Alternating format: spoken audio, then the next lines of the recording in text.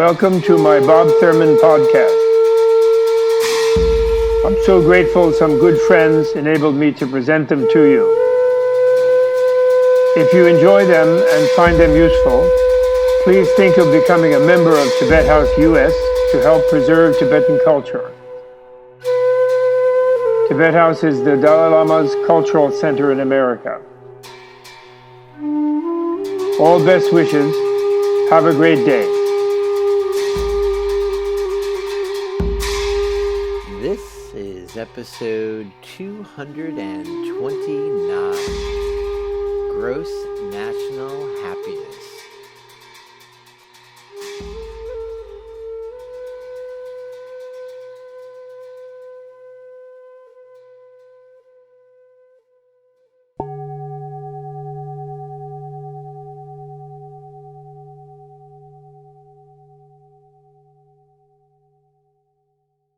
Nirvana, freedom from suffering, which is the Buddha's great discovery and the foundation of Buddhism, as well that happiness is, or bliss is, that freedom from suffering, as well, I believe, as the subliminal inspiration of the concept of gross national happiness.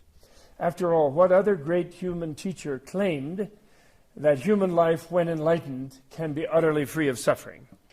In other words, even in the religious traditions, the theistic traditions, they never say, this is a veil of suffering, the veil of misery, and you have to suffer through it, the sinner, and then God will save you later, and after death you might be okay if you belong to the right tradition and if you have the right faith. But that human beings could be free of suffering is not, nobody says that, other than the Buddha, really, basically, ultimately free of suffering. Freud, he said, I can help you with your neurotic suffering, and then when you're free of that neurotic suffering, you can get back to regular suffering. And have a healthy suffering. In other words, that was Freud's idea. Now, just to run through the Noble Truths to back up what I'm saying, of the Four Noble Truths, the first is the Noble Truth of suffering, which actually is part of what eventually Buddha describes as conventional or illusory reality. Not a complete illusion, but an illusory reality. The cause of suffering, his analysis of that, namely egotistical ignorance and delusion, is also conventional reality. Nirvana, freedom from suffering, and bliss is the actual reality. Ultimate reality means the actual reality, the real reality, let's say. So that third noble truth is the one that he really discovered to be the nature of reality. Therefore, that is why I say that the achievement of bliss or happiness is the foundation of his movement, of the Buddhist movement. Then the Eightfold Path, which is the fourth noble truth, is also conventional reality, although it is the therapy for the second noble truth, the cause of suffering, to remove suffering. And the Buddha's great discovery, therefore, is number 3. It doesn't take a Buddha to discover suffering. All you have to do is break your leg or stub your toe or have somebody die or whatever. Suffering is abundantly discoverable. But freedom from suffering is hard to find, and hard to anyone claim that they really found it. In a way, is preposterous to the ordinary worldly mind. They sort of, they think, well, Buddhism is a religion. It's sort of a nice thing. He had people believe, but people just don't believe that is possible, really. So therefore, they basically are not very inspired. Even Buddhists are not really inspired to try to attain nirvana. They sort of think that, well, some people attain nirvana in Buddha's time. Buddha, I guess, attained nirvana. Maybe I can in a future life, but I wouldn't expect to do so any particular time. And therefore, I have to just be resigned to suffering. Most Buddhists feel that way as well. Freedom from suffering, of course, is bliss and happiness. And millions have attained it over the 2,500 years or 2,600 years of Buddhism. Guru Rinpoche, the Shabdrung, they all attained it. And Bhutan's culture is based on it. And therefore, gross national happiness. Now here, I thought I would just compare the branches of the Eightfold Path. The first one, of course, is what people often call right view. I don't like right because it's sort of like as if it follows a rule or follows somebody's order. But the branches of the Eightfold Path, I think Samyak or Yandak is better translated as realistic. So I translate as realistic worldview. And that the realistic worldview that the Buddha taught was the worldview of relativity, causality, Tendel, and of course the knowledge of which leads to nirvana. So that's his realistic worldview. So in other words, you don't have to make a huge leap of faith or to adopt a realistic worldview. It doesn't mean adopting anything unreasonable or blind faith thing. It means simply being accepting of causality completely, accepting of relativity, accepting of being connected to everything in the world to a full degree, which we do not, the unenlightened person does not do. The unenlightened person accepts a certain level of causality, but they think that inside themselves there's a separated self, an absolute self that somehow is immune to that causality. And therefore they tend not to have realistic worldview. Now, does the outer modern world, with all its science and all its supposed knowledge and its universities and its philosophers, does it have realistic worldview by that definition? No, it does not. They have either an absolutist theism or dominant is a nihilistic materialism. And there is temporary causality. Now, as for the first, there is a temporary causality in the miserable sinner's world of the absolutist theist. And then God, who is an absolute that acts relatively, somehow unrealistically, that an absolute can act relatively, lifts the soul out of the faithful believer. So there is not a full acceptance of causality, is my point. And therefore, from the point of view of realistic worldview, it's unrealistic. And they themselves say it's a blind faith issue. There's no, don't think you can reason yourself to the existence of this absolute who will save your absolute soul, no matter what you've done, as long as you have the right belief. On the other side, we have the so-called modern people whose theory is of reality, which we all somewhat imprisoned by, is that really reality is really nothing. Nothingness is the foundation of reality. And there is no soul and no mind, only a brain, no consciousness that is really a continuum of its own. Therefore, very importantly, no future and no past life.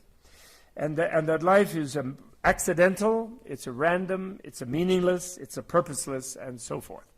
And that is the worldview of scientific materialism. Very forcefully argued. It has its prophets and so on. And it's not realistic from Buddha's point of view. To expect, for anyone to expect that you can become nothing is an unrealistic worldview from the Buddhist point of view.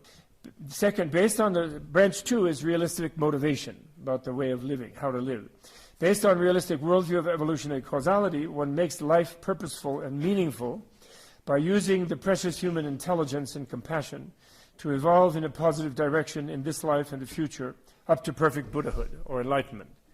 So that would naturally be a worldview when you fully accept that you are a causal being, therefore you are an evolutionary being, and your evolution is determined by what you do, which includes not only what you physically do, but what you verbally do and what you mentally do. Then you become forced by that realistic worldview to take up a motivation of acting in a positive way, and thinking in a positive way, and speaking in a positive way, because you have accepted the responsibility for shaping your own future existence. You don't think that somehow it'll just be nothing at some point, no matter how you just slough through it, and you don't think that someone else can save you by coming from some detached absolute, some absolutely other absolute, no matter what you do, just because you have an open mind of belief, and especially unreasonable belief, which tends to be weak, actually. Blind faith-based belief tends to be weak. Branches 3, 4, and 5 are the ethical branches, and which are, realistic speech, realistic evolutionary action, and realistic livelihood. And these ethical branches are there with the lip service in the modern world, but no real reason to observe them except for show. However, in the Buddhist biological theory, and this is something maybe I innovate in saying, but I think it's arguably defendable, karma is not a mystical, religious sort of blind faith, oh gee, karma did something. It's not fate. Karmic theory is a theory of causality, and it's an evolutionary theory of causality, and it is a biological theory of causality. It is the Buddha's way of accounting for the differences of our life, like why are we the way we are, each individual, why are we human and not an animal, why are we not this and that, or we could become that if we behave that way, and it has to do with we are caught in the mind is involved in evolution, in other words. It's a very close to Darwinian theory, actually, in the sense that it shows the connection of the human and the animal and then various other life forms. But the difference, of course, with the neo-Darwinian scientific materialist theory is that the mind is part of evolution. And the human mind evolves. And the human mind, in a way, controls the evolution. Not the human mind, the animal mind, anybody's mind. And so if you added a mind as hopping from gene carrier to gene carrier, in addition to the genes hopping along, if you added a mind that was hopping and was causally efficacious, then that would be the karma theory, biological theory. And I think when the materialist science realizes that it has been trapped in a dogma, in a blind faith dogma of materialism, and they bring a mind back into consciousness, back into a field of scientific study, they will find karma as one possible theory. Of course, it's not the absolute truth. No Buddhist theory about relative reality is the absolute truth, only relative truth. And that, which is another important point in Buddhist hermeneutics. So anyway, in the biological theory of karmic evolution, the branches of the tenfold branches of skillful or unskillful evolutionary action, the Gewe Lam or Migewe Lam Chu, Gewe Lam Chu or Migewe Lam Chu, Gewak translating Sanskrit Kushala, which means skill actually rather than virtue, i.e. action that shapes one's future. There is a scientific reason to be ethical, and one who understands this can easily internalize ethical code as having the element of enlightened self-interest. That is, you behave well, you speak well, you think well in order to have a better future, at least for yourself, as well as, if you can make the next step, to be of benefit to others. And that is an evolutionary effort that underlies those branches of ethics in the Eightfold Path. The sixth one, the creative evolutionary effort, or, virya, or zanju, the key here is to avoid despair, cynicism, and depression. And it's not merely the antidote to laziness, although that's the traditional way it's explained. But the attitude is that what really prevents people from exerting effort in positive evolution, in positively turning their life toward a very positive direction, body, speech, and mind, is the attitude, and turning the world in such a positive direction, is the attitude that it doesn't matter ultimately. So why bother? And it won't work. The biggest cause, for example, I personally feel very strongly that the biggest cause of the modern outer world's not stopping carbon emissions, which they know very well, except for a few, the polluters, of course, hire some fake scientists to pretend that it's just a theory, and there's no real evidence that Greenland is melting, the Himalayas are melting, the polar ice caps are melting. That's just fake. Everybody really knows that we're melting the ice caps, and we're looking to major destruction on the planet very soon. I think, what is it they say, we're 20 years past the worst case analysis given 5 years ago, or something like that. People have such theories, such calculations. The IPCC, the International ICCP Climate Change Committee, or whatever it is. So the biggest cause of the modern, so-called outer, enlightened, developed outer world, not outer from Bhutan, I'm saying, not stopping carbon emissions and not shifting from militarism to arts of peaceful creativity, is the idea that it won't help, that nothing works, that life is impossible, and the problem is just solved for the individual by dying and becoming nothing and having an endless sleep. Never mind whether things get flooded and Bangladesh goes underwater and whatever happens doesn't matter, because anybody who dies, once they die, then they're gone, and it didn't have any meaning, their life anyway. And that is the depressing thought of modern materialism, and it is why people are reckless in relation to the planet that we live on, the climate. It's that cynical view that why should I do anything, because it really won't help. It's like in America today, I think almost 40, sometimes 50% of the people don't vote in elections because they think all the politicians are no good. There's no real difference between them, so why should I bother to do that little bit of effort, make that little bit of effort to move toward the positive? So the cynicism, is really deadly. Now, finally, branches 6 and 7, which are mindfulness and smrti, and samadhi, mindfulness and concentration, based on the realistic worldview, commitment, and ethical stability. The individual realizes the necessity of bringing the mind under control. Because when you realize that what you think affects your future evolution, not only what you physically do or verbally do, but even what you think, then you really have to, you can't just settle for having an unconscious filled with negative impulses and just get your psychiatrist to help you sort of channel them or vent them in some way where you don't act on them.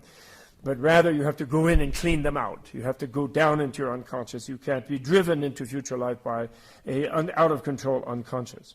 Now, if you compare modern life to a realistic life, modern life involves addiction to television, to internal impulses coming out of absolute self, a sense of absolute self.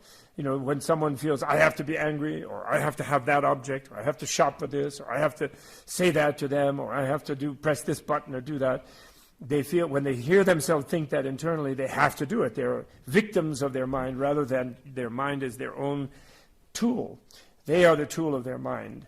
And modern life people are like that. And through frustration, therefore, says dissatisfaction, anxiety, and stress. And we all know it. And those who have the mass of 1 in 7 Bhutanese today who have moved here into the city, leaving the villages, supposedly the backward life of the villages, come to the modern stressed life. They're already involved, and they're all understanding, I think, the youth I'm talking, of course, especially frustration, dissatisfaction, anxiety, and stress. And since it is taught that you don't have a mind by modern science, they assure you from MIT, Harvard, any place, that you don't really have a mind. You just have a brain. You're just running around carrying this brain. The brain is making you like a robot, run around and carry it. You don't have a mind, and therefore you can't possibly control yourself, and therefore you need Prozac when you're stressed out, and you need this drug when you want to sleep, and you need another drug when you want to wake up, and it's just more material. You need to depend on them to control the material process that you are, helpless as you are. I always laugh. In our core curriculum in our Western universities, I was at a college called Amherst College that thinks it's a very, very elite college and has a very special core curriculum. And one of the key courses that people take is one called Darwin, Marx, and Freud. And supposedly if you really get Darwin, Marx, and Freud, then you're really a modern person and you're really hip, then you can go out and go to Wall Street and make a fortune. And coming out of an elite college. But actually, if you look at the philosophies of Darwin, Marx, and Freud, Darwin would have you be the helpless victim of your genes. Marx would have you be the helpless victim of your position in society. And Freud would have you be the helpless victim of your unconscious. And therefore, bottom line, helpless. Therefore, join Goldman Sachs and make some money. Make some money, and never mind what effect it has on people. Because you just live, eat, drink, and be merry, and then die, and that'll be fine. And we'll take care of you also with better and better mind-altering drugs, right? So that's the modern life. But in the life that tries to live according to the Eightfold Path, that is to say, according to the refined national happiness or individual happiness, mindfulness, smrti, means really, the word means memory, and it means instead of ruminating in your mind as you're going around remembering things, and removing yourself from what you're actually doing because you're lost in your memories, or being lost in your imagination and fantasies of future things that will happen to you, you bring your mind into the present, and you see what your mind is doing, and you start to gain control of your mind. And like I always like to say, if you develop a little mindfulness practice, basically even just breath counting and bringing your mind back to concentrate, even the slight bit helps enormously, and it's like you realize that you can control your mind. You don't just have to follow every thought impulse to wherever it takes you. You learn to choose between the different thoughts in your mind. When a thought arises in your mind like, I've got to be furious because of this and that, and I'm going to lose my temper, and I'm going to destroy this or do that, then you can have another side of the mind can say, why is that? Who are you telling me to do that? You can talk back to yourself, and you can learn to control yourself. Like a person who has a clicker for their television. They don't have to watch that one channel without muting the commercials or switching the channel when some idiot is on the tube. If you had only a television set that only had one channel and you had to watch it all the time, That would be the state of a non-mindfulness person, unmindful person. Finally, samadhi, concentration, is needed to bring reasonable understanding of the self and life, which is developed by learning, by realistic worldview, and then meditation can join that realistic worldview. It's actually dangerous without the realistic worldview, because that kind of concentration will only heighten the unrealistic worldview, which is why so many people who meditated for a long time jump up as gurus and behave egotistically. And people are so surprised because they meditated a lot. But that's because they were not combining that meditation with learning about the nature of the self and of reality. But once you do get some learning about that, then meditation is essential to drive that understanding deeper into your unconscious and making it truly transformative of your life. Now, okay, that's part one. Now, next part. Now, how the GNH principle empowers the new development of economy. So here, where the question arises, how does real happiness, I'm sorry for my typos, I did this quickly, how does real happiness attract real wealth? And here, first, Bhutan has emerged worldwide as a global beacon of sustainable lifestyle, which, we hope will not be disappearing under economic pressures. Foremost of all, and therefore it's inspiring to people all over the world, and it attracts people to come here, and the tourist income is not inconsequential, in fact, and that's one of the reasons. Foremost of all, to the Bhutanese themselves, therefore, as the first pillar of one kind of their important economic inputs, is the Bhutanese have the challenge to maintain their own real happiness. If they lose their happiness by being swept up in the demented pursuit of growth and development and industrial wealth, then they will lose their happiness, because the countries that are like that do have a loss of happiness. Bhutan, the miserable person cannot make others happy. Therefore, Bhutan must not become over-dependent on outside economic forces, because it will only result in its loss of its resources, and then the individuals will lose their happiness. And then think, why do we love Bhutan? We, the world, people of the world, and people in Bhutan too. Well, Bhutan has not only resources, but also values lost already by outsiders. The wealth of natural resources is extraordinary. The soil is not yet totally polluted by industrial chemicals, as our American soil is. Cancer is a big thing in America, and doctors are quickly trying to look for this virus and that virus. But actually, the cancer lives in the soil of America. Since the World War, they've been throwing chemical upon chemical into the soil, and pesticides, and also growth chemicals, and these things, and injecting the meat of the animals that they slaughter in a very, very inhumane manner, with all kinds of other chemicals to make money. And this goes into the people who eat it, and therefore cancer is in the very lifestyle, actually. It's not just something coming from outer space, some virus that came because they have longer lifespans because of whatever reason, because of public health things. But public health is not looking, therefore, at what the food industry is doing to the bodies of the American people. China is supposed to be a miracle, wonder of wonders, a few 100 million people in the so-called middle class. I think really basically the money concentrated mainly in the elite, as it is in America, communist or not. And yet the soil there is also completely polluted. The four elements, soil, water, fire, and wind, air. The soil is polluted, the water is polluted, the temperature is excessive, and it's pouring carbon into raising the temperature of the planet, and melting actually the glaciers at the root of the river systems that flow into China, as well as here in Bhutan and India. And the air is unbreathable in most of the places. And so what kind of wealth do they have? Well, they have enough wealth to get out of there, actually. And I think the elite have a lot of bank accounts in China, in Canada, and in U.S., and in the British Virgin Islands, and in London, and everywhere. Because they can see it's not livable the way it is. They're talking about trying to fix it, and I believe actually they will. I don't want to preach doomsday. I actually think they will change and do it. But the point is that the materialist people, with their distorted notion of development, pointing to it as a miracle at the moment, is not really realistic. Lots of money for the elite, but still mass poverty still exists there, and environment is ruined totally. A lot of internal violence, tension, and aggression. in the society, basically very low on the happiness index. In the contemporary science of happiness, which has very much been stimulated by Bhutan, actually. You know that Joseph Stiglitz and Amartya Sen did a big study, you all know about it, for Sarkozy when he was president of France. And then there are sociologists in England and in America who are studying happiness. And in the study of happiness, China and America are way down in the list. China much worse than America, but still way down. And, the Norwegians, the Scandinavians, they're cheerful. And Dutch, and I'm not sure where Bhutan hits, but probably still pretty good. But I forget where they list it from their studies.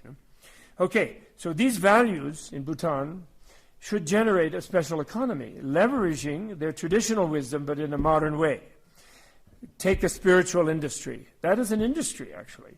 There's this whole thing about, Dharma is for free and don't charge for it. But on the other hand, the monks come, even in ancient time, and they demand a free lunch. They come out with that begging bowl and they demand lunch. They want to be supported by the society. And actually, traditionally, the society has been happy to support them because they have added to the happiness value in India first and then all over Asia. They never conquered anybody to make them Buddhists. They had no such crusade. When there are more people becoming mindful, becoming less violent, dropping out, and when there's the place to escape from an oppressive family situation, etc., a place to seek education when you had no education in an agricultural, non-literacy promoting society, then they will go there. And the Buddhist monasteries and the monastic universities have thrived, therefore, as an industry. And here, if Bhutan's already, I think, Bhutan example would be Gandhituku, who has many disciples abroad. Dzongzar Khyentse Rinpoche, many disciples abroad. They don't bring them enough to Bhutan, perhaps because they haven't yet developed the kind of facility where they can keep them for a long period of time. I think only the people maybe who think they're ready for some 3-year long retreat or something really drastic. But how about a 1-week retreat, a weekend retreat, a 3-week retreat, a 1-month retreat? This would be economically a high value-added piece of industry, in fact. They would be, it would be better than just driving up and down the roads. It could command a better market, and it would be very beneficial to many people. And which Bhutanese, either Lama or layperson, knows how to deliver that in large quantity? Who is being trained to do that? Dzongzar Khyentse can go outside and deliver it, and so can Gandhituku and so forth. But very few. But there's no reason why it should be so very few. It's very possible that many others could learn to do that. And that would be a very important economic benefit to Bhutan. In a way, the spiritual side of Bhutan would have like a big begging bowl and get a lot of grants with no interest and no debt and no need for loans. And then, of course, it's a little tricky with the spiritual because the Dharma is free, ultimately. It's available for everyone, should be. And the industry part only in making that availability easily accessible and responsibly deliver it, actually. I like to say, religion, I like to say that religions in general are service industries. Their religions lose their religious and spiritual quality, and why a lot of people in the world today like to say, I'm not religious, but I am spiritual. It's very common in any of the developed, in the sort of educated societies. And why they say that, because religions forget that they're there to serve their adherents. Religious people do. They get involved in the institution, and they think they own their adherents, and therefore they want to get bigger market share, and they compete with each other, and they fight with each other, and they create conflict, and they're intolerant of each other. But those are not really doing what the founders of the religions intended. The founders of religions intended to serve people, and any religion that has lasted just serve them. In fact, I argue that Buddhism is less religion and more educational institution, and only adopted as a religion by people who in a way, cannot access the educational service that is mainly what Buddhism is, which I'll come to later in the talk. Then third, the health industry. Bhutanese medicine, like Tibetan medicine, Ayurveda, and Chinese medicine, true traditional Chinese, not only acupuncture, but herbal and acupuncture, are actually becoming quite in vogue in the West, worldwide, and they are connecting with herbalist traditions in the industrial societies. And then industrial medicine is beginning to develop some of its sort of more innovative and creative wielders of industrial medicine are beginning to look at a model of what they call integrative medicine, where you use, where, you know, where there's knowledge about nutrition, about lifestyle, about mental things that's connected to the physical body and so on.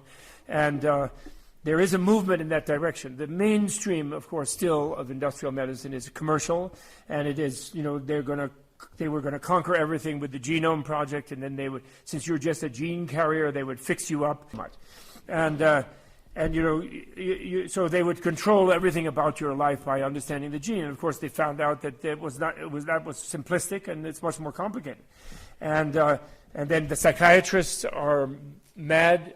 The principal ones that I know, because they can only use the talking cure, the more spiritual side of psychiatry, with wealthy people, because the insurance companies will not pay for it, and they want them to give them some drug right away, anybody else. And they give these deadly drugs that have, serotonin, and mess with the brain in ways that they do not understand.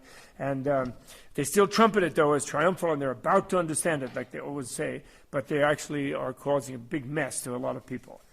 And so, therefore, the Bhutanese Tibetan medicine tradition, with both its natural botany based on thousands of years of experimental, trial and error and analysis. It's not just holistic; it's analysis of plants and plant powers, knowledge of nutrition, very thorough knowledge of the relation of ethical lifestyle or unethical lifestyle and health, and the meditative side of it from the medicine Buddha.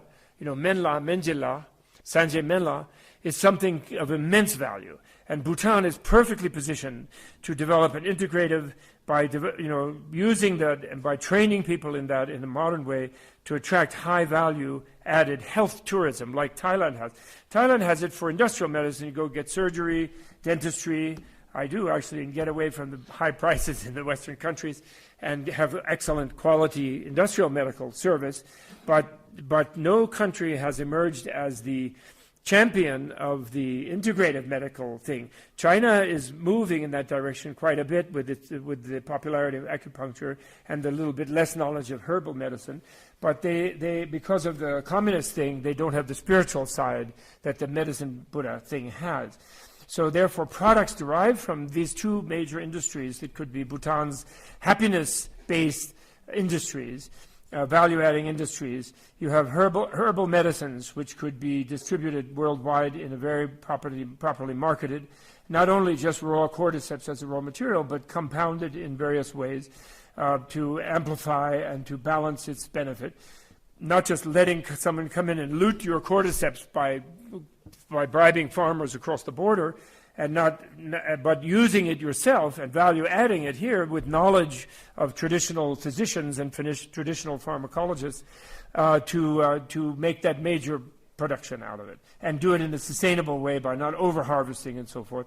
Bhutan is well positioned to do that, and many other herbs that are really valuable. There's a Swiss company that is very successful, the Padma company, that uses Tibetan formulas. Would be very happy, I'm sure, to work with such an industry here in Bhutan in helping the marketing in the West. For example, worldwide in Japan is huge.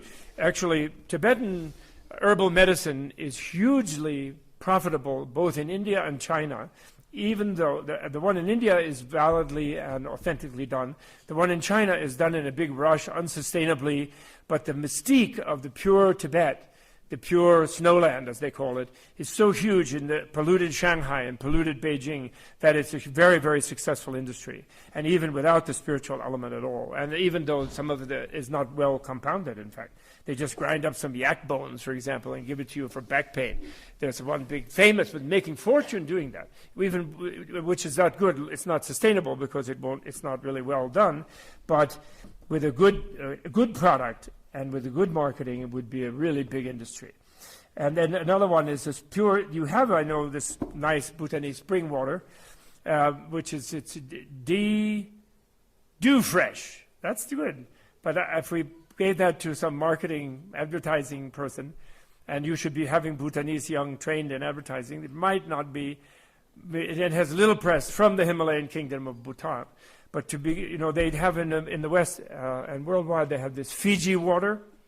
And Fiji has no reputation of being a magical, mystical happiness island. I don't think so. But everybody has Fiji water everywhere because they have some aquifers that somebody bought. And the Fijians don't necessarily profit that much from it. But the Bhutanese can profit themselves from it very, very well if they learn to, and they can get out and compete with Fiji, Pellegrino, Evian, etc. Evian comes from a place in France where, it's not that clean. The soil is not that clean. Pellegrino is pretty good from some mountain. Pellegrino means pilgrim, so it has a little spiritual thing. And the Italians, it's Italian, so it has the mystique of Italy, But you guys have an even better mystique. Then organic agricultural products, and here I want to mention the wonderful project, again by Dzongzar Khyentse Rinpoche, the Samdrup Dzongkar project, or Gongkar project somewhere near Tashigang in the far southeast, where they're teaching village by village organic gardening, zero waste management, appropriate technology, and youth engagement. And I think that's quite marvelous. And that it would be required to have Bhutan gain the international reputation that its marmalade or its apple jam or its apple juice is going to have some sort of special quality about it that will not be matched by those that come from polluted, industrial agricultural processes. And that will then give you value adding to your agricultural production and not just become a resource provider, as happens, unfortunately, to countries that buy into the model of industrial development. So next slide. Every Bhutanese youth should have instruction in the Buddhist sciences of mind. Entrepreneurs should develop medicine Buddha spa resorts, for which they need to train many young people in the arts of healing, theory of Ayurveda, the Gyushi medicine, Menla medicine, massage therapy. Some of them will not all be doctors. Some of them will be massage therapists, sports therapy. Then people can come and train for sports therapy, and whatever different sports there are. They can do altitude training here, like people go to Colorado to train in altitude. Nutrition. Industrial medicine in medical school, Columbia Medical School, they get like 1 class hour of nutritional training in 4 years of medical school.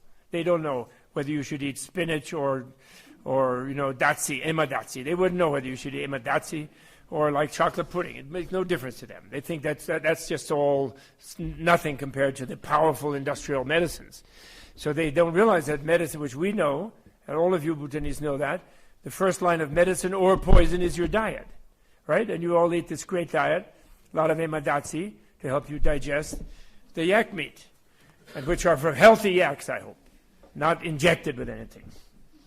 So yoga instruction even, So that's what your entrepreneurs should be doing here.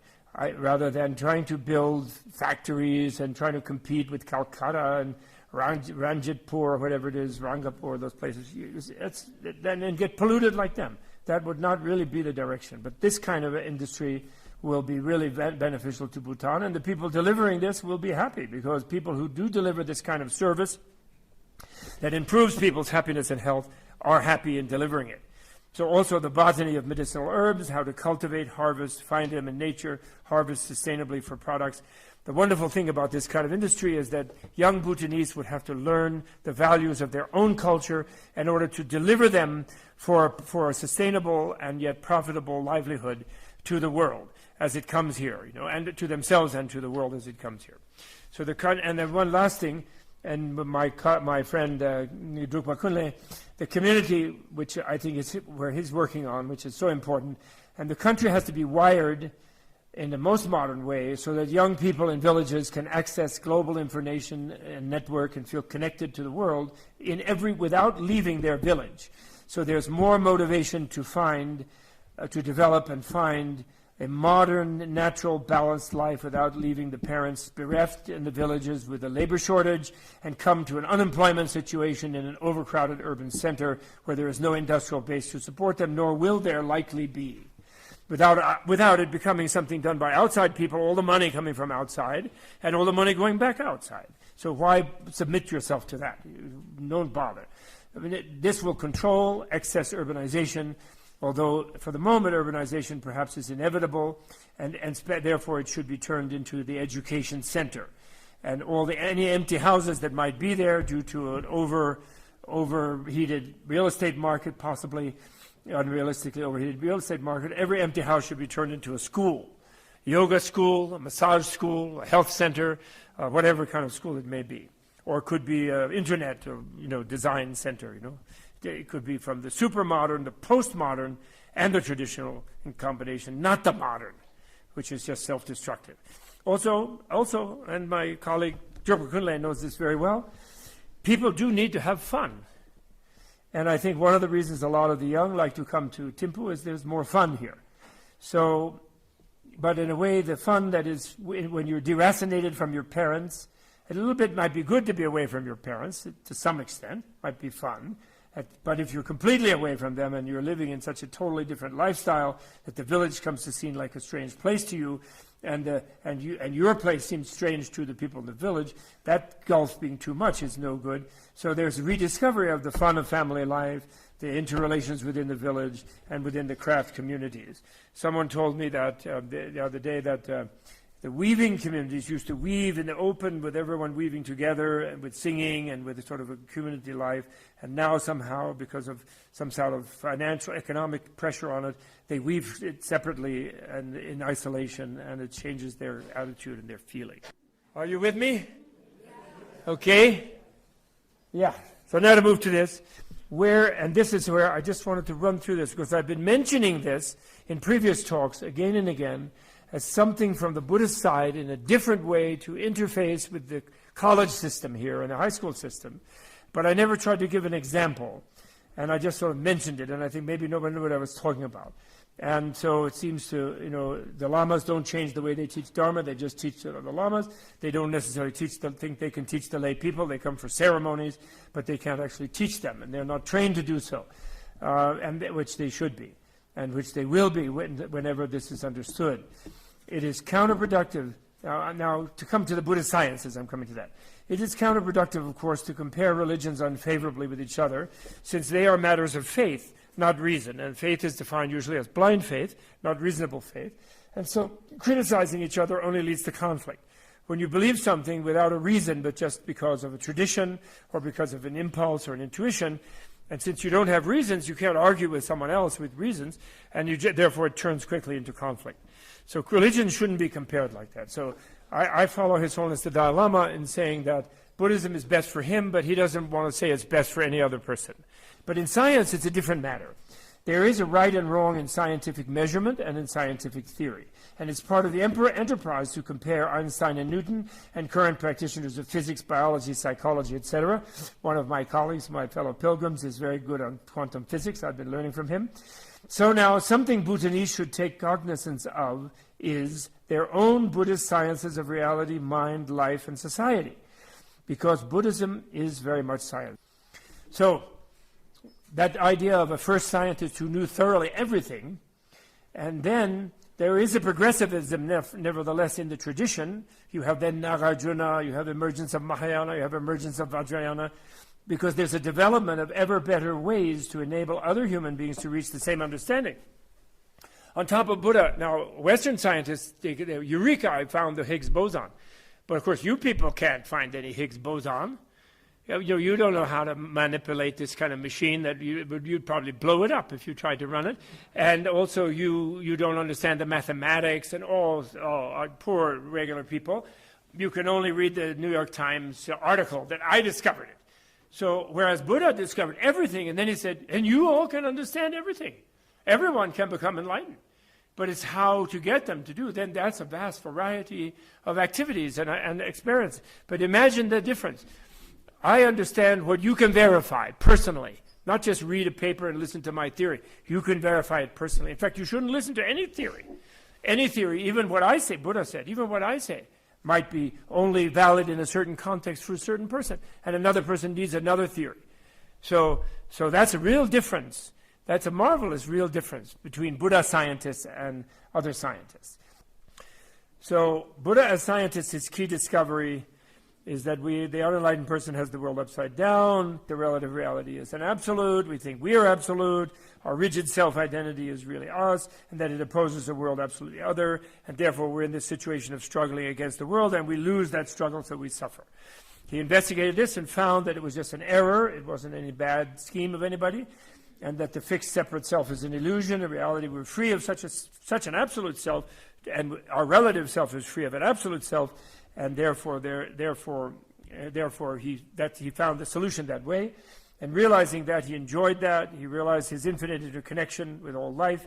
He felt that, and the key there is his feeling of freedom from suffering and bliss. He saw that as within the fabric of every other being, and to find the actual bliss. And in fact, in the medicine tradition, the very health of your cells, of the molecules in your body, is held together by bliss.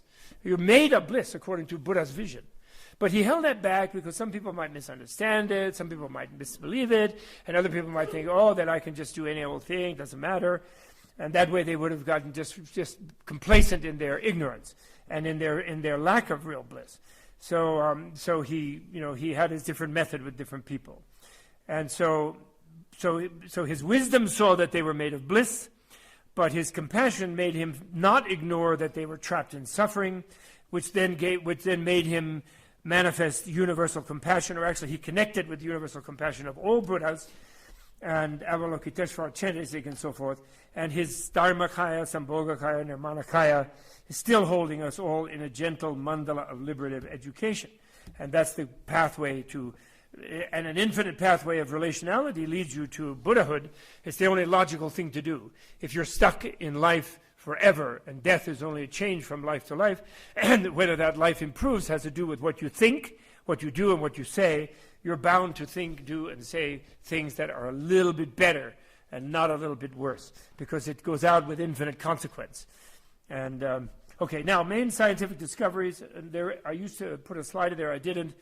You know, the three educations in Buddhism, higher educations, the Adishiksha, the Lakpe Labasum. Those three educations are educations. They are not like beliefs. They're education in ethics, education in mind, education in wisdom. The most important of them is the education in wisdom. Education in wisdom means gaining knowledge of reality. So you are going to have to, from Buddha's point of view, it's not a matter of just sitting around believing something. You're going to have to understand reality if you want to be happy. And you can understand reality if you have access to the education that the Buddha left, that he's established, you know. As I like to say when I give talks on the Book of the Dead, nobody gets out of here a dead. You can die, and then you just have to make a new body of some kind, and it will be made by whatever you're made of, what your mind is made of. And you don't stay dead. No way. You don't get out of it all by dying. There's no absolute state of death at all. Just a transition point, like going through a door. And that means quality of life becomes vitally important at a different level of intensity. There's no more reckless, like, be here now, what the heck, who cares? That's not viable when you realize that your consequences of the way you are, even what you think, even if you're not doing anything special, will go on with you forever. And therefore, the only decent way to be forever is to be a Buddha, because they do have more fun. Buddhas do. I know that's a shocking thing to say in a traditional society. But, you know, those Buddhas, those Yabyums up there, they're not just like, you know, painting there. They're having more fun than the regular people, because they're in love with everyone in the universe. And they are simple bliss. That's what they are. They don't have to be sitting at Yabyum. They can be across the room, and they're still feeling in bliss. But that's what it's saying, those paintings. But anyway, it's in a way, you know, and Khenze Rinpoche and Gamte Tulku, and especially Khenze Rinpoche, who's had so much more exposure to the Western thing, I really look to him for the leadership here. I'm so proud of him trying to translate. For example, when I met with him, and you know, I already myself, I'm just a poor slob struggling along. I was ordered by my root teacher, an old Mongolian, and the Dalai Lama, to translate the Tenjor when I got my PhD. Thanks a lot. No chance for a golf game or a tennis match. translate the tenjo as hopeless. And then they, not in one life, 2 or 3 lives. Oh, thanks. It's like they're giving me a work program for lifetimes. So then Genzan Rinpoche comes along. What a wonderful thing. He says, he's trying to be polite. He says, we'll do kangyur. The spirit, the religious text, not the more boring philosophical text. Well, that was sort of division of labor. That was nice. But the motive was so beautiful. My young Bhutanese, he was saying, and I said, and you can add in a lot of Tibetans either in exile or in China, but especially in exile where the English language is important. Not only Westerners, but my young Bhutanese will probably not learn to read Choge. And they will only encounter Buddha's presence in the sutras through English language translation. And therefore there should be correct and good and accurate one and not distorted one. And so they will read that, they will, the Jangchub Makarpo, that's Choge. But then they come to the White Lotus Sutra that people read all over Japan and a lot of people in the West now and in Australia and all over. And then underground in communist China, they're totally gaga about Buddhism, in fact, because that materialism never satisfies because it's utterly irrational. I like to say, please remember this one statement. The worst form of blind faith is to believe in nothingness. That's the worst blind faith because there, in principle, can never be evidence for the existence of nothingness. So that you will become nothing and don't have to worry about your future life is the worst kind of blind faith, the most irrational. It's better to believe in God running around up there trying to send you down like some sort of give you a nice holiday in heaven singing in the choir or something. That's more logical than nothing. And yet that nothing is what the majority of the elite of industrial society do believe in, actually, as their reality that faces them. Okay, thank you. That's enough.